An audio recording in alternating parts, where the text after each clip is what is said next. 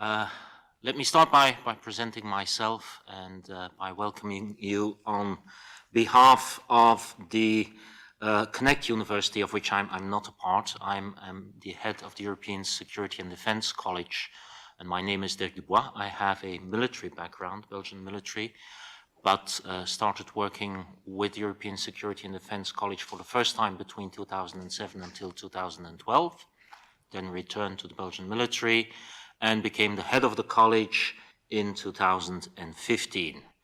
Now, out of experience, I know that 95% of you probably never heard about the European Security and Defense College, so just going to briefly tell you what we do. We are a network of approximately 140 training providers from the EU member states and outside. We have a separate legal capacity, but we are embedded within the European External Action Service, and we provide training on the common security and defense policy of the European Union. Now, last year, on the 6th of February 2018, the Council gave us an additional task. Well, the steering committee, and then approved by the Council later on, gave us an additional task to create a cyber education training exercise and evaluation platform, which means that some of my people here are now preparing courses together with many of the entities in the EU, including with Europol, who is represented here by Nicole van der Meulen, who will be our first speaker. Now, to introduce this this panel, let me start by giving you something very personal from my side. I admit to being a sci-fi fan. And the strange thing about science fiction, however outrageous it seems at the moment that it's written, reality has a tendency to catch up. Whether you think about Big Brother / Google in 1984, whether you think of the early 1980s film and 1970s film War Game, where a very young guy hacks into the NORAD computer and almost starts a global nuclear war. When you look at Battlestar Galactica, where we are fighting as the human race, not here on Earth, but out there somewhere amongst the stars against the Cylons, which cripple the defense system using a cyber attack. So all of these things may seem outrageous at the moment that they were written or filmed. Reality has caught up with us.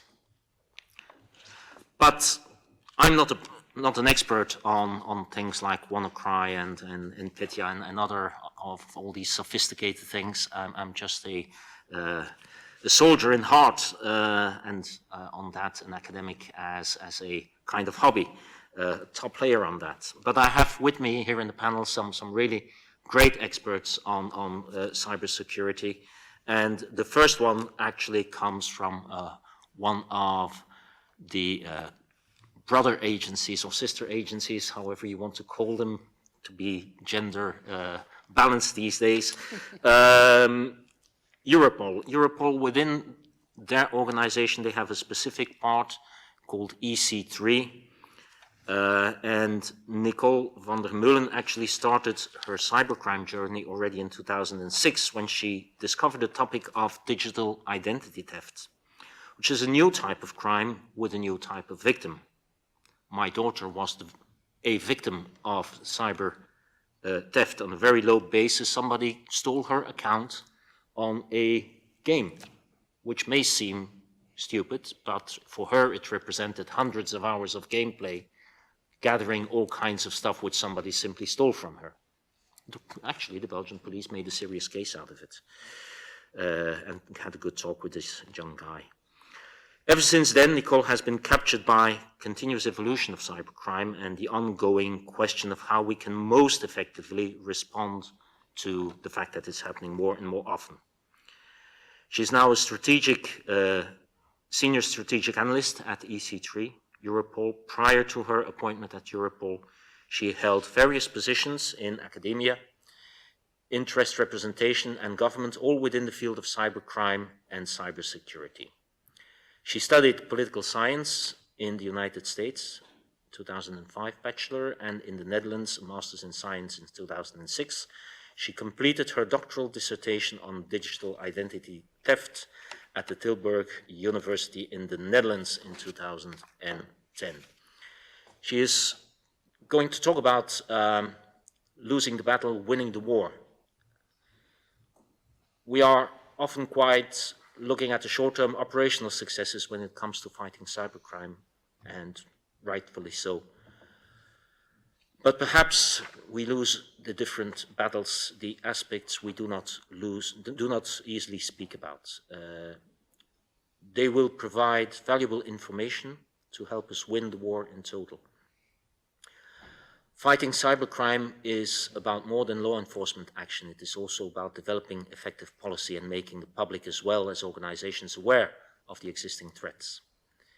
We must ensure that different actors play a key role within the cybercrime and cybersecurity ecosystem. The presentation will touch upon some of the published operations, but will also reflect on the more strategic aspects of fighting cybercrime in the 21st century. Now, of all the threats out there, viruses, identity thefts, whatever else, cybercrime in general, in all its different aspects, is still today the biggest threat of them all, and represents in the EU, for the EU, approximately 80% of the interest for the EU institutions, I mean. Without further ado, Nicole, the floor is yours. Thank you, Dirk. Welcome, everyone. Good morning. I'd like to take these 20 minutes to really speak about Europol and specifically EC3's approach to fighting cybercrime. That's not to engage in shameless self-promotion, but I think it is quite a unique approach, and I think it's an interesting background for the subsequent presentations that my colleagues will give. I think we are amongst, is this working? I don't think this is working. Yeah. I think we're amongst colleagues, but it's still good to reflect on what Europol actually does. Obviously, we do not have investigative powers. We are here to support and facilitate investigations among the member states and our third-party countries when it comes to different types of crime, and our specific focus within EC3 is on cybercrime. We have liaison officers from all the 28 EU member states and from many other third-party countries. These liaison officers are based in the building, which is essential, of course, for cooperation. And within EC3, we have three main areas that we focus on. We have the biggest chunk, which is, of course, operations, where we focus on child sexual abuse material, non-cash payment fraud, cyber intelligence, the dark web, our most recent edition, and cyber-dependent crime, including ransomware and other forms of malware. Underneath that is the JCAT. Oh, no, it seems to live a life of its own, this system. Underneath that is the JCAT, which I'll speak about a bit more later on.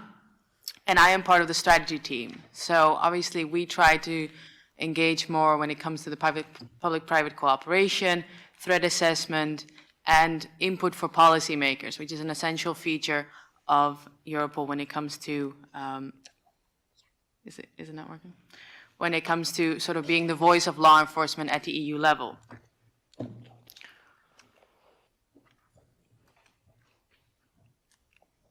And forensics. Can we go back? Sorry. Thanks. Yeah.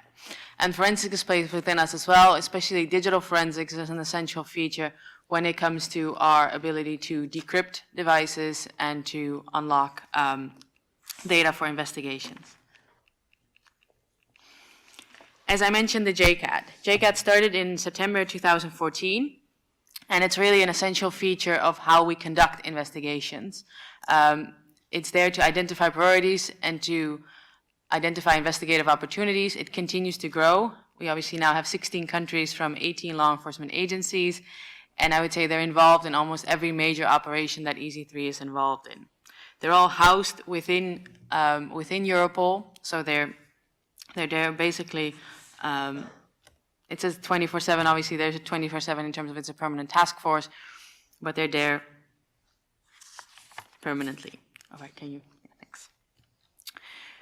But we can't do it alone, and that's the main thing, of course, of the presentation here. It's a multifaceted approach to cybercrime.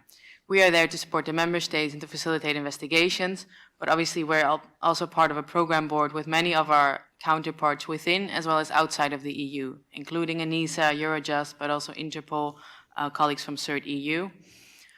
On the public-private front, we have introduced advisory groups from the start. The first one was internet security providers, where we acknowledge obviously that we cannot engage in this fight alone. So we have these companies involved there to really say, what do you see on your front? How can you become engaged in some of our investigations, but what information can we also give to you? So that there's a focus on information exchange in terms of threat identification, in terms of response. And we expanded that not just in terms of internet security providers, but also communication providers and financial services. When it comes to academia, we also heavily try to involve them.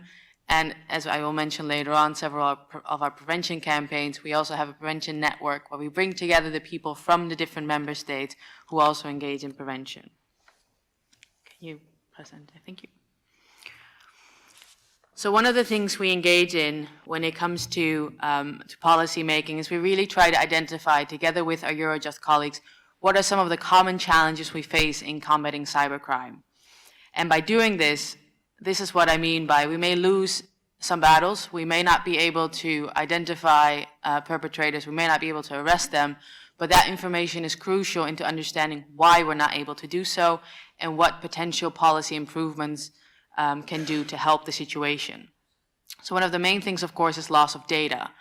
We do not have as much access when it comes to data considering technological development. So things we really focus on are data retention in terms of policy developments there, but also heavily on encryption. Encryption is now, of course, mainstream, which we're very happy with from a security perspective and from a privacy perspective, but it does complicate law enforcement operations as we cannot access the data needed for certain investigative purposes. So we're really trying to engage there with policymakers, but also with other stakeholders in order to determine how can we find a balance where different interests are given sufficient attention. Cryptocurrencies we're heavily involved with, of course, because it's not like with other financial services where you can really easily trace where the money is going. There's loss of location, public-private partnerships I've mentioned before, and of course the continuously evolving threat landscape that my colleague from CERT EU will speak more about later on. But what we try to do in this is actually a paper that we've published twice now, and we're about to publish a third iteration, is to really bring together the different challenges and to say this is what we're faced with and this is how policy improvements can potentially help us. But of course there is the heavily, the operational successes, which are a core of what we do. And I think this is one of the most important ones. This was the takedown of Hansa and Alphabet. So a few years ago, Hansa and Alphabet were two of the major dark web marketplaces. And the interesting thing about this operation, even though it is now 2 years old, or about to be 2 years old, is that it really had an innovative approach, and it really had a tremendous amount of coordination. And obviously that's an essential feature if you're involved in any sort of cybercrime fight. So the Dutch police was able to take over Hansa, one of the dark web marketplaces. So they were able to play admin for 27 days. And that, of course, is a bit of a potentially controversial method because you are engaging with criminals, you're basically supplying the materials, but the whole thought process behind it was that in that way they could gather more intelligence from the vendors as well as the buyers. There were some rules. Obviously, they were not able to sell fentanyl. But basically what happened there is, in a sense, they took over Hansa. At the same time, the FBI and others were onto Alphabet. When Alphabet was taken down, many of the users from Alphabet transferred to Hansa, which enhanced the amount of intelligence that could be gathered from the takeover of Hansa. But there was another element to this that I think is crucial, and that's the reason why I still talk about this operation. By engaging with the vendors and the buyers as if they were the administrators, the police was also able to really create a sense of distrust. And this is also, it's not just about identifying and subsequently arresting people, but you really want to somehow also target the infrastructure and target the perception of the people. So this really created this sense of distrust, because they, for 27 days, thought they were engaging with the actual administration. So from an innovative approach, this is one of our proudest operations, I would say. Europol had a role in coordinating it, but you can also see that the member states really try to think of how can we approach cybercrime in an innovative way to make it more impactful. Still not, I think. All right, thank you. And since then, of course, we've tried to continue. We've set up the dark web team, but we've also tried to continue in terms of other takedowns. These have recently occurred in May: Wall Street, Valhalla, DeepDotWeb. Now, these takedowns, of course, will have an impact. But once again, we try to move on, and we try to say, okay, how can we also dissuade people, basically, from going on the dark web? So in this sense, we try to say, how can we use public awareness by saying, don't go to buy. And we try to, in this sense, it's a bit different than some of the other public awareness campaigns we engage in. We try to make it clear to people that it is dangerous to go on dark web. It's dangerous to engage, both from a personal perspective, but also your data. You might become infected. So we really try to target the buyers there. Now, in terms of partnerships, I've spoken about how we engage, very briefly, how we engage with private sector in terms of the advisory groups. But there are moments when even the public and the private sector are at the end of what they can possibly achieve. So that's how we established Trace an Object, where we actually turn to the public itself to say, when it comes to child sexual abuse material, we are at our end. So we have a victim identification task force that comes together once a year in order to identify victims of child sexual abuse material. But they're basically cold cases where there's no more trace in order to identify the victims. So what we do is we take some photos. We, of course, take away all identifying information, but it could be a location, it could be an object, and we turn to the public and we say, do you know where this comes from? Do you know where this is located? In order to basically increase the potential for further leads. So here, for example, this was in a hotel spa, and there was someone who responded and said, yes, I know where it is. And that's because you can use the knowledge of the crowd, and that's, of course, far more extensive than all the investigators together that come together at Europol. So as a result of that, we've published 165 images. We received over 24,000 tips. I mean, many, of course, may not lead to the victim, but as long as one does, that's the most important. We've been able to identify 8 children, and 1 offender has been prosecuted. And it has received quite a bit of publicity. Bellingcat was also very helpful, an initiative which is more sort of investigative journalism in terms of spreading it with their following and enhancing the reach of the campaign. And this is another thing where we talk a lot about innovation at Europol, and this is one example where we try to be innovative in terms of our investigative methods and in terms of using the knowledge of different stakeholders within the cybercrime ecosystem. One of our other very important campaigns in terms of, both in terms, I think, in terms of public-private partnership is No More Ransom, but also in terms of how can we actually help victims and at the same time enhance public awareness about ransom. Ransomware continues to be, according to our Internet Organized Crime Threat Assessment, the most dominant form of cybercrime. So it's really problematic. And through No More Ransom, we try to make decryption keys we have available on the platform. We have over 140 partners, but more importantly, I think the website is available in numerous languages. This is truly an apolitical campaign because we want to make sure that we can reach all victims and help them in any way possible with the decryption keys. So there's over 70 tools made available for over 100 in ransomware families, but the most important is that we've been able to help over 90,000 victims by making this available and promoting it, and also still trying to reduce the risk of them falling victim to ransomware.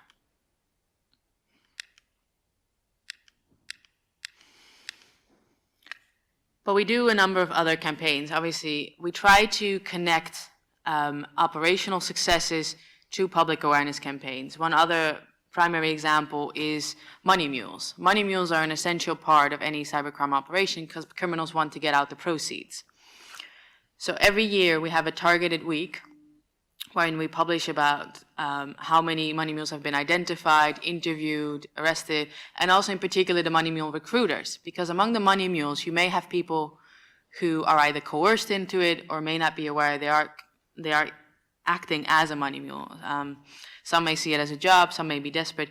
So in terms of that, we also really try to raise the awareness that being a money mule is a crime in the hopes of dissuading it. But like I said, there might be people who are coerced into it, and then the awareness element doesn't have as much of an impact because they have other complexities in their life. We try to do a lot in the area sort of regular, I would say, scams, trying to educate people in terms of if a deal is too good to be true, it probably is. Please don't click on it. Please don't go for it. And we also try to really focus on the youth. So we ran a campaign that said say no in order to protect teenagers from sextortion.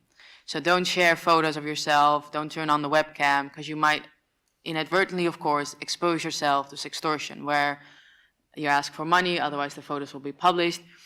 But we also try to engage with teenagers in order to determine whether what we create actually connects to them. So last year we had the first European Youth Day at Europol. We had over 100 students between the ages of 12 and 15, and we showed them actually a feature-length movie from Slovenia. One of our colleagues said this movie's been received very well, and it was in part about sextortion, but another part about other digital threats, and subsequently we engaged with them in a discussion. And this is something we want to do more because we want to be able to figure out ways to reach them rather than through traditional forms of media, basically.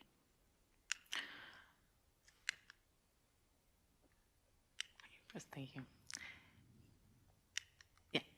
And we also try to basically compile their input during that day into a collective call for action in terms of what kind of digital rights do you want as a young person. And we're looking into what we're going to do in terms of for next year potentially to see how we can enhance what we did last year. All right. Thank you very much. Thank you very much, Nicole, for this very interesting briefing where you explained how you try to learn from not only from your successes but also from the things that didn't go well and try to improve your policies.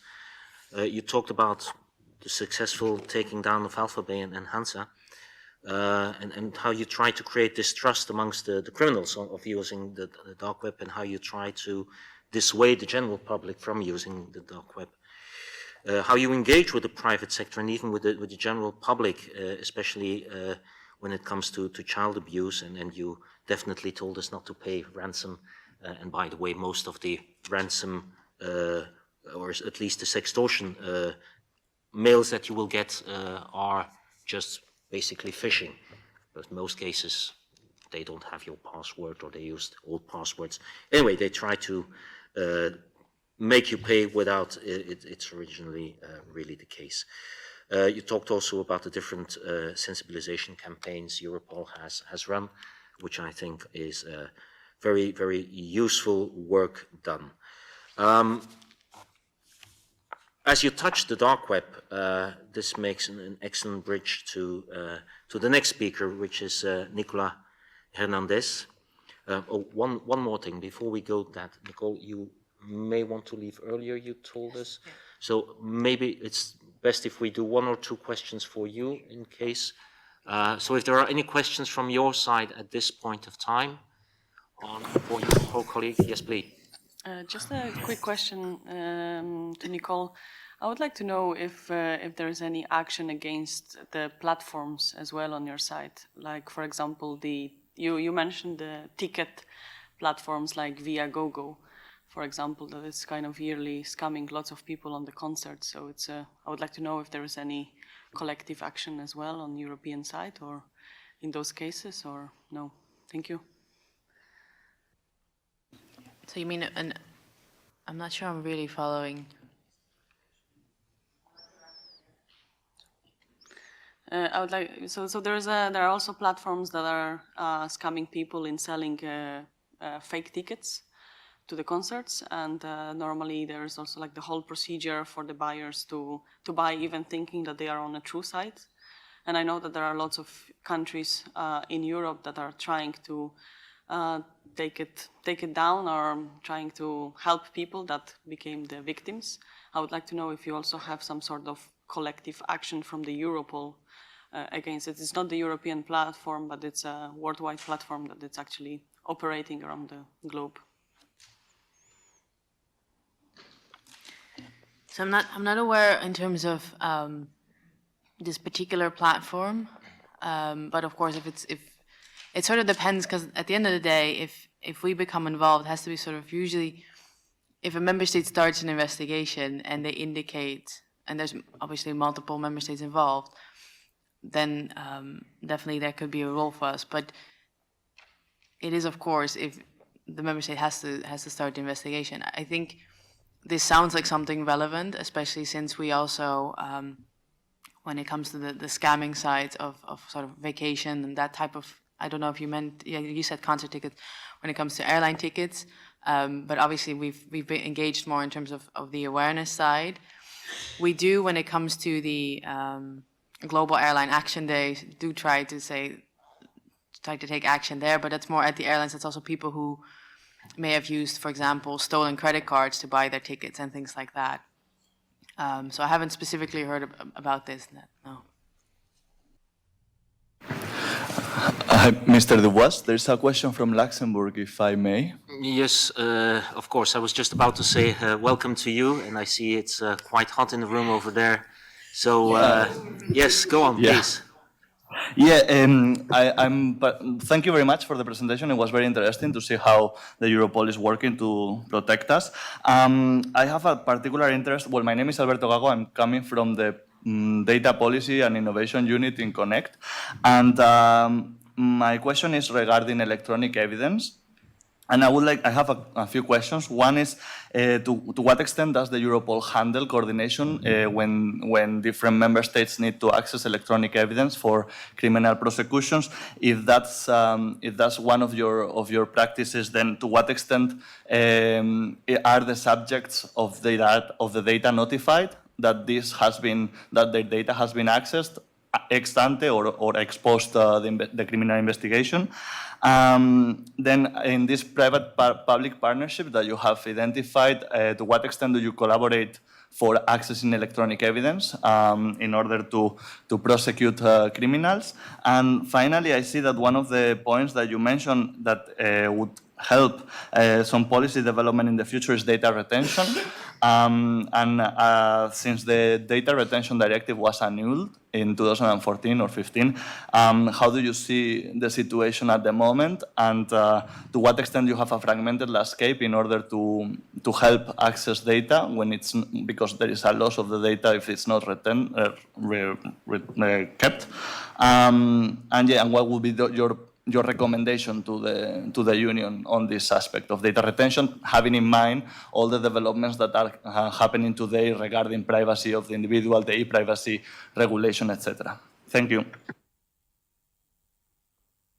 So I'm going to be very honest. I didn't manage to write down every question. I think some of them I also would have to follow up on. Are you laughing? Yeah, sorry, it was. A lot of questions, which I would happily follow up on. In terms of when it comes to how Europol treats data, I think it's very important that obviously ownership rests with the member state. Europol doesn't have ownership of it. We use the information exchange system Sienna, so it's really to assist in the information exchange. Our data protection function is very serious, was even very serious even before some of the data privacy developments at the broader level within the EU. So I would like to suggest the following. I would very happily take your questions in writing and get back to you if that's possible. I'm happy to, I don't know if you can somehow connect to the organization, and if that's an option, also not to delay the program too much further, if that's okay with you. Yeah, sure. I can find you in the address book and maybe send you an email with a question. Thank you. So thank you very much. I think it's time that we move on to the next speaker, which is Nicolas Hernandez. He has a background in mathematics and philosophy and information science, which has allowed him to build an original approach to the challenges of innovation with the will to advance both technological and ethical issues. His research has led him to take an interest in the traces left on the web, how to exploit the traces left by everyone, but also how to protect the transmitter of the trace. These problems gave birth to Aleph Network and to GM Search Dark, which allows a new look on dark and deep web. Indeed, the dark web is like a little bit the iceberg part that is hidden under the internet, where all of the things that used to be on there are now no longer accessible but still remain. But there are also parts of the internet that were created to avoid being traced and to be anonymous. And to be honest, they were created by intelligence services to start with. So it's a little bit our own fault in a way, but I'm not the expert on it. Nicolas, the floor is yours. Thank you. Good morning. So I will show you some definition to share with you about dark web and deep web, because it's important for us to define precisely what is the dark web, to work on it, to be honest. So, but I first present you Aleph Networks. It's a little company, less than 10 person, less than 10 years, and we're working especially with states in Europe and in France with Ministry of Defense, Interior and Finance. So let's have quickly some definition. The iceberg, the definition. So the definition we are using for the clear web is first of all a technical definition. It's what we call the centralized web, which are crawled, collected and indexed by traditional search engines like Google, Bing and others. Some researchers have said that this part is quite short, something like 20% of the web. And you've got at the bottom of the iceberg what we call the dark web, which is technically defined by a peer-to-peer topology. So if you don't have something like 2 points, your browser and the server, you've got more than 1 point, and the path to go to the server is more complicated. And this part, which you can recognize dark web site with the extension of the domain. So the domain name ends with .onion in most cases, or .bit.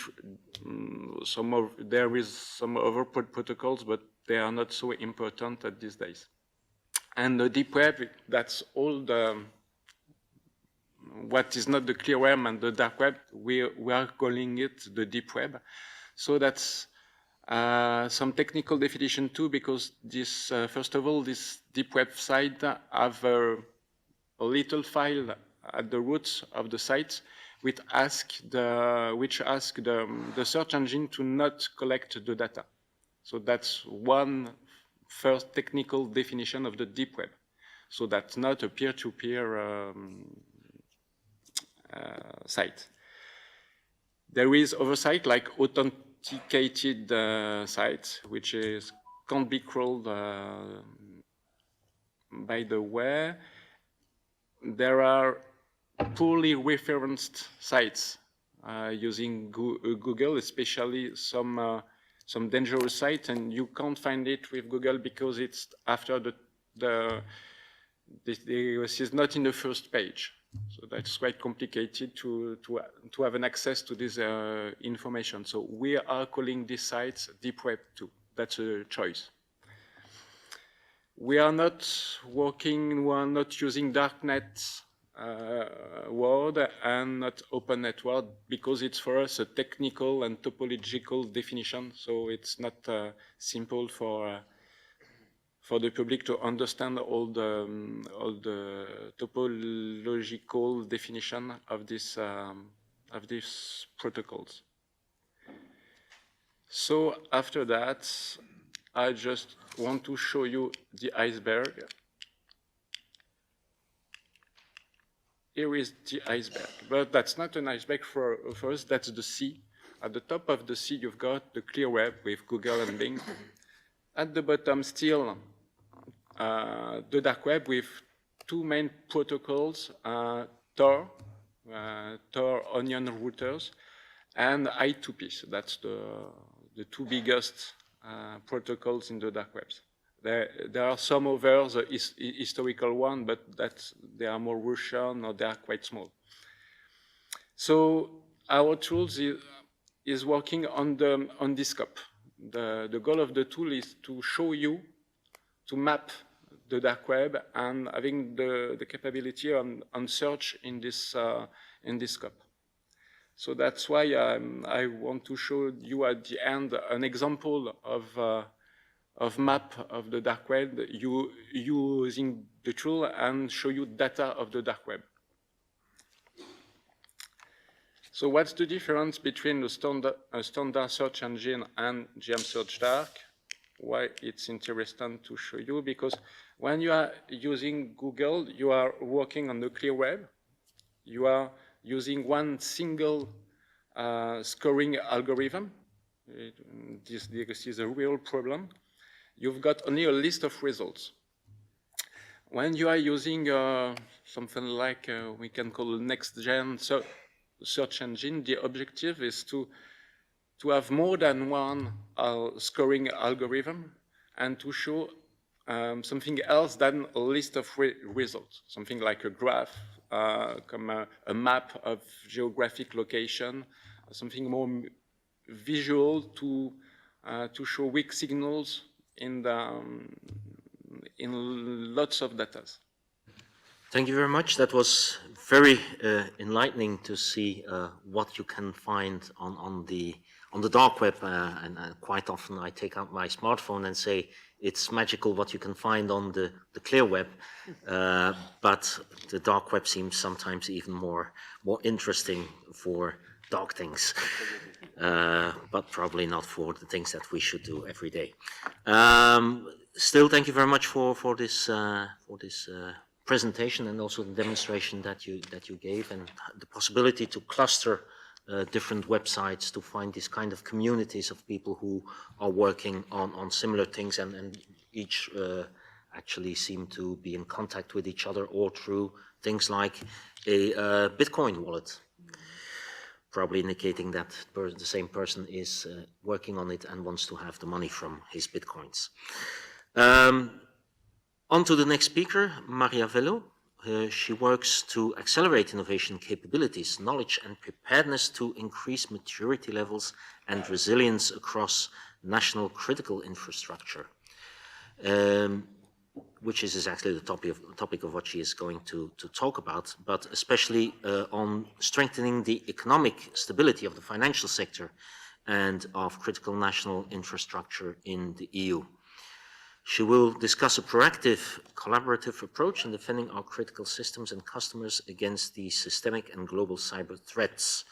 It is in our gift to create a safer cyber future in this ever-evolving age of this digital transformation, which is actually one of the main vulnerabilities, not only in banks and in national infrastructures, but also for our institutions, is the fact that larger companies and institutions like our own actually do not update their operating systems as often as you do at home for many good reasons, but it does create a certain risk. And Maria, I'm sure that you are going to tell us much more about this.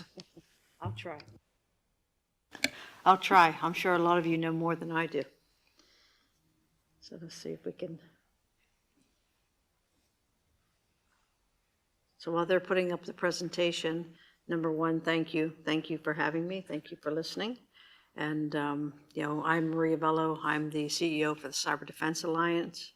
We're focused on the financial sector at the moment. So we look at how do we share information at industrialized levels that we can then take that information and turn it into intelligence, but intelligence that's actionable, something that you can take and that you can leverage, in the institution to stop something from happening. And then how do you take that information and build out an intelligence report that's so well written we can hand it over to law enforcement so that they can go out and seize assets, seize funds, and make arrests.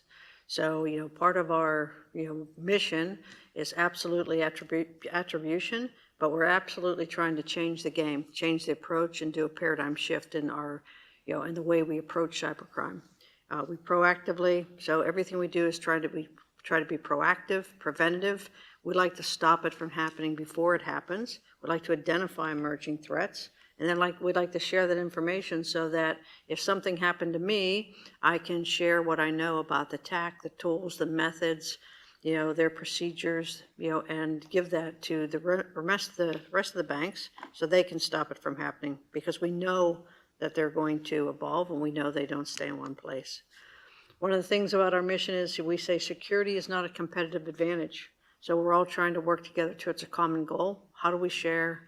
How do we prevent, cybercrime from happening and cyber threats?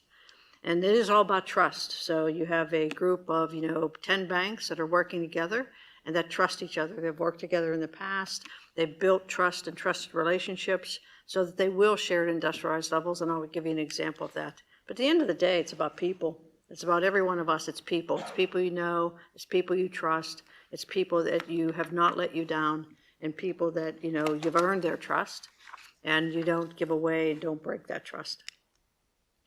So I'm going to talk a little bit and give you some examples about how do we increase maturity, resilience, and increase preparedness across the sector. And by doing that, it will absolutely increase the economic stability of any country.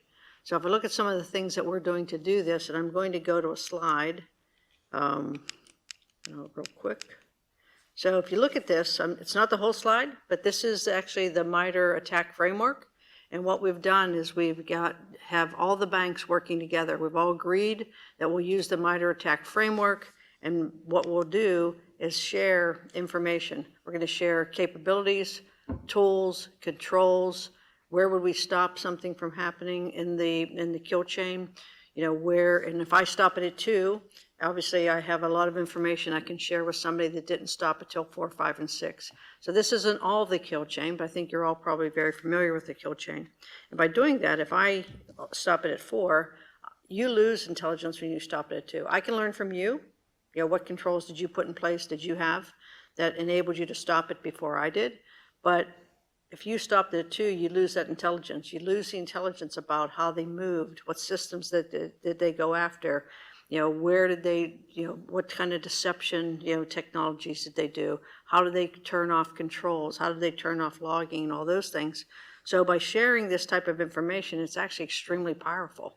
When you think about, having 10 banks that share this information, and this can be done across the sector. This doesn't have to be in financial institutions. This can be in any critical infrastructure, whether it's transportation, airlines, gas, oil. It can all be done, the power grid.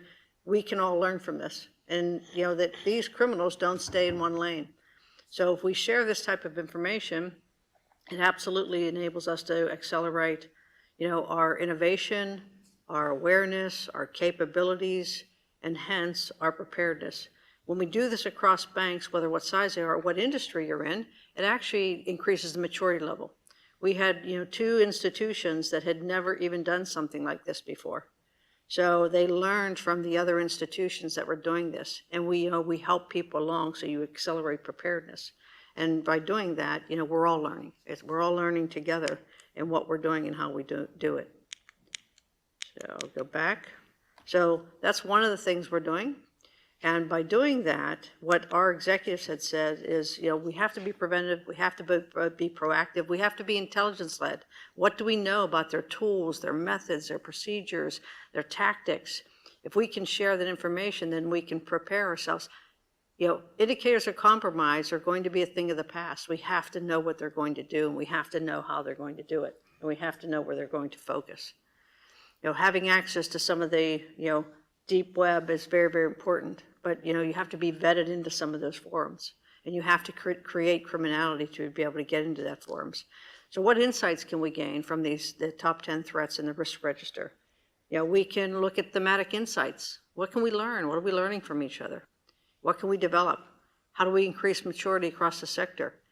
How do we create centers of excellence? If I'm very, very good at, malware, reverse engineering, and someone else is very, very good at ATMs and creating a security architecture and then the threat modeling against the ATM network, you can start to look at and who is the best in class for individual types of attacks. Or when you look at your top 10 threats, who's the best at DDoS mitigation? Who's the best at identifying, some new tool or technique or some new method that's being used in DDoS? And certainly the executives are looking at it also to benchmark. How am I doing versus what my peers are doing? And they do this very collaboratively, and they do it very collectively to learn. They can leverage this then to go to their CEOs, to go to their board, and they can look, ask for additional resources, additional tools, additional technology to do that. One of the examples I'll give from DDoS mitigation and actually a very high profile sharing of information, and I think all of you know this face on this picture. So Trolls, Wertling was the executive director for EC3. We had two banks, both got ransom notes. Because they both got ransom notes, the threat was to DDoS. We got all the banks together and we start sharing what the type of DDoS, what tools they were doing. Was it the topology, the architectures, configurations? And because of that, and because we knew what was happening at the bank that was being DDoSed, we were able to take that and the banks went away. And 2 hours before the next attack hit the other bank, they actually had just finished making the changes in their architecture, their topologies, their configurations. All learned because of us sharing that information at scale and industrialized level. So there was a no effect, there was a non-impact, there was no degradation of service, there was no loss of service because of that information being shared. We can do that. Why wouldn't we want to do that? Why wouldn't I want to tell you so that you can put up your defenses and you can be prepared? Because maybe this time I benefit or I get hurt, but the next time you're going to benefit.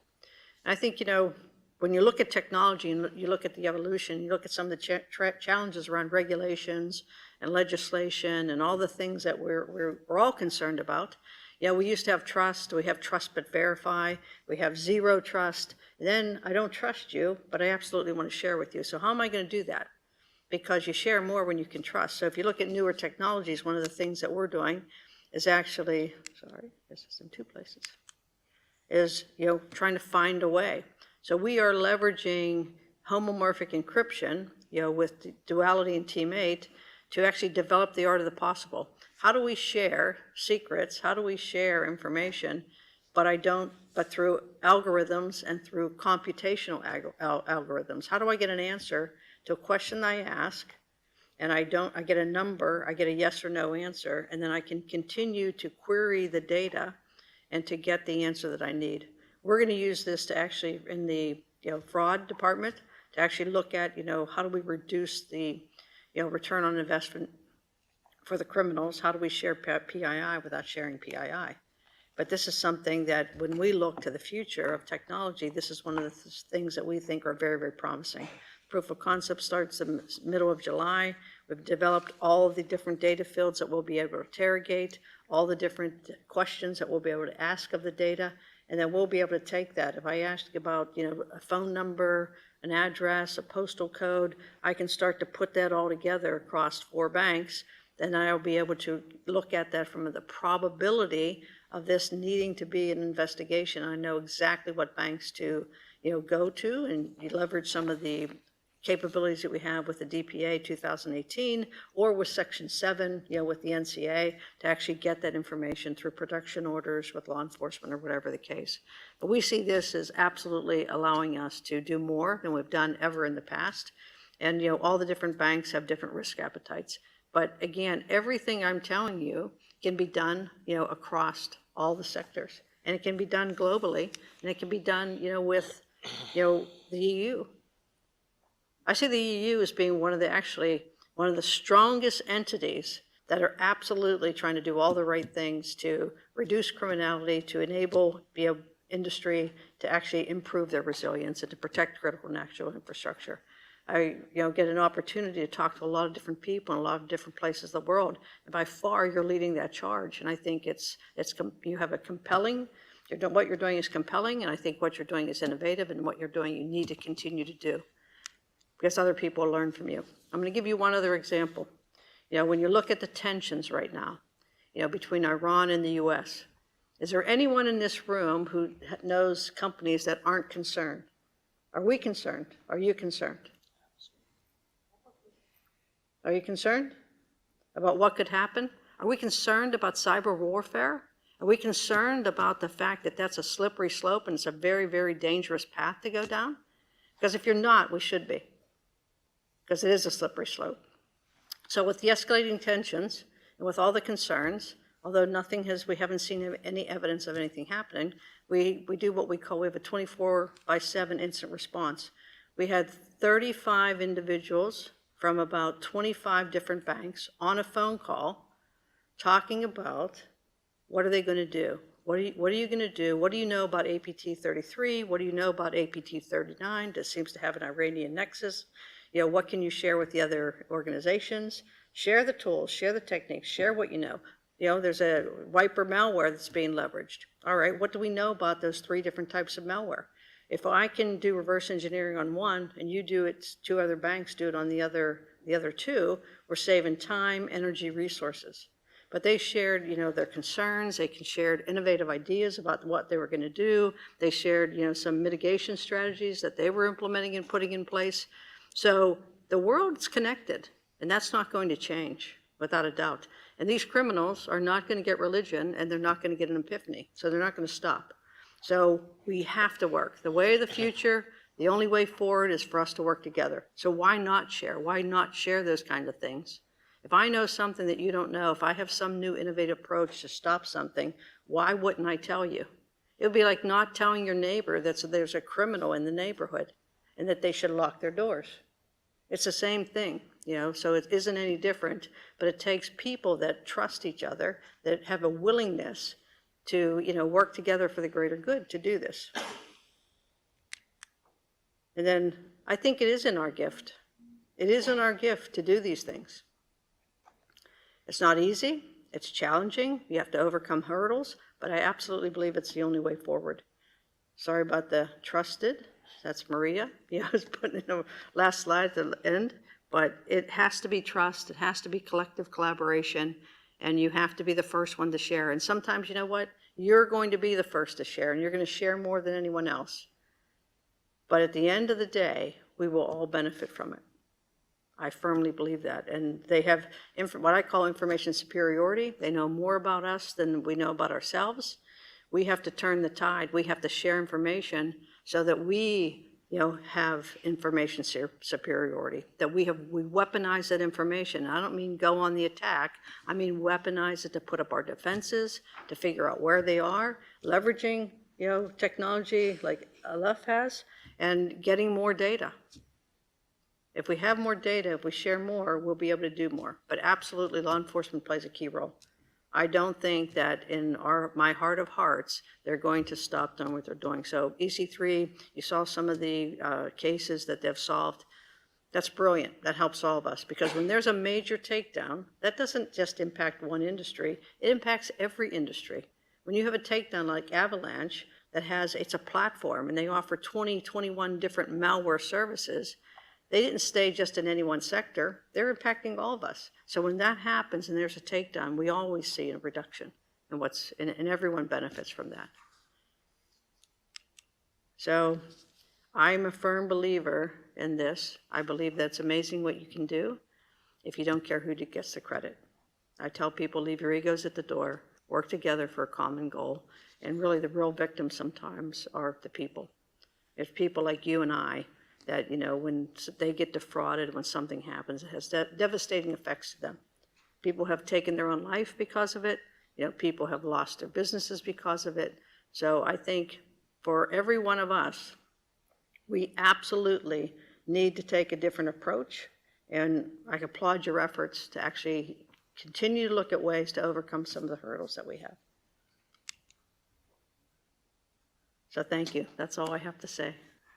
Thank you very, very much.